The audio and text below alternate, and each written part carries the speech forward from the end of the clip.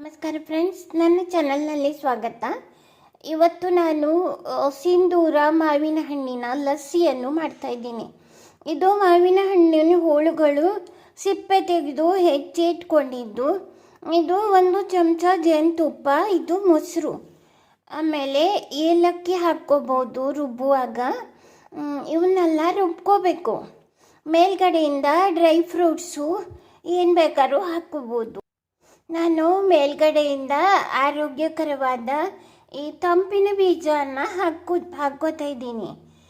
Chia seeds ಎಂದು ಹೇಳುತ್ತಾರೆ ಇದಕ್ಕೆ. ರುಬ್ಬಿದ್ದು ಲಸ್ಸಿ.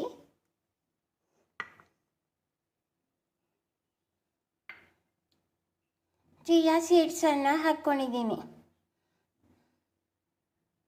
ಆರೋಗ್ಯಕರವಾದ ಮಾವಿನ ಹಣ್ಣಿನ ಲಸ್ಸಿ ತಯಾರಾಗಿದೆ.